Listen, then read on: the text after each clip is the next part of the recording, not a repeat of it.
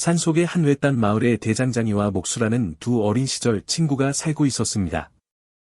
성격은 달랐지만 깊은 우정을 나누고 있었습니다. 대장장이는 성격이 급하기로 유명했지만 목수는 차분하고 신중했습니다.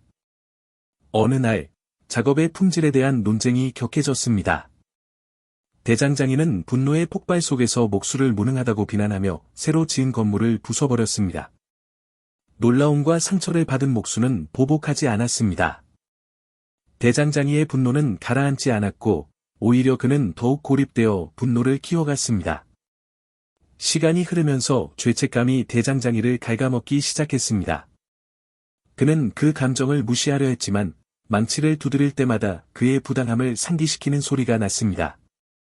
어느 고요한 밤, 그는 불안한 영혼을 달래기 위해 산을 걸어 나갔습니다. 그때 그는 물에 비친 달을 바라보며 생각에 잠긴 채로 개울가에 앉아있는 한 노인을 만났습니다. 노인은 깊은 생각에 잠긴 듯 보였고 대장장이는 처음엔 망설였지만 노인의 평온한 존재감에 이상한 끌림을 느꼈습니다.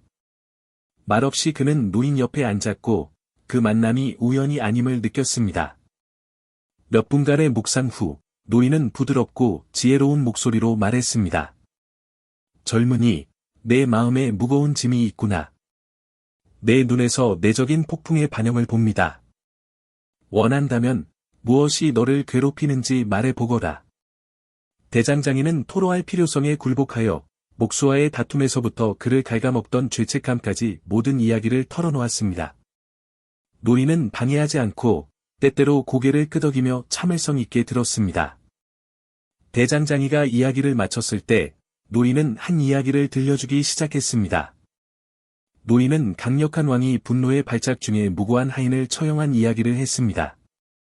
몇 년 후 왕은 자신의 판결이 부당했음을 깨닫고 죄책감에 휩싸였습니다. 왕은 현자가 된 그 하인을 찾아가 용서를 구했습니다. 하인은 용서했지만 왕은 완전히 자신을 용서하지 못하고 후회 속에 여생을 보냈습니다. 이 이야기에 감동한 대장장이는 눈물을 흘리며 진정한 용서는 자신 안에서 시작되어야 한다는 것을 깨달았습니다. 노인은 이어서 말했습니다. 분노는 정의를 가져오지 않고 오직 파괴만을 초래합니다. 내 잘못을 인정하고 먼저 내 마음 속에서 그리고 내가 상처 입힌 이들에게 용서를 구하거라. 결심한 대장장이는 마을로 돌아왔습니다. 날이 밝자마자 그는 목수의 집으로 갔지만 부끄러움에 들어가지 못했습니다. 대신 그는 문 앞에 깊은 후회와 용서를 구하는 편지를 남겼습니다. 목수는 그 편지를 읽고 감동받았으며 그의 친구가 소중한 교훈을 배웠음을 깨달았습니다. 며칠 후 대장장이를 광장에서 만난 목수는 그를 안으며 말했습니다. 우리는 모두 실수를 하지만 이를 인정하고 고치려는 겸손함이 우리를 진정으로 고귀하게 만듭니다. 대장장이는 죄책감이 사라지는 것을 느끼며 진심으로 미소를 지었습니다. 이 이야기의 교훈, 자신의 잘못을 인정하는 것은 개인적, 영적 성장의 중요한 단계입니다. 대장장이가 그랬듯이 분노에 휩싸이면 우리가 사랑하는 사람들에게 돌이킬 수 없는 피해를 줄 수 있습니다.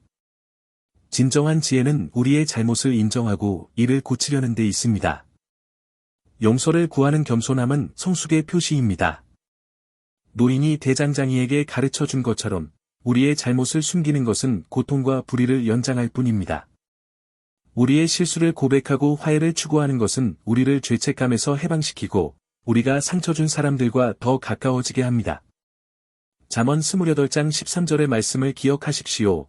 자기의 죄를 숨기는 자는 형통하지 못하나 죄를 자백하고 버리는 자는 불쌍히 여김을 받으리라. 용서를 구하는 것은 약함의 표시가 아니라 힘과 용기의 표시입니다.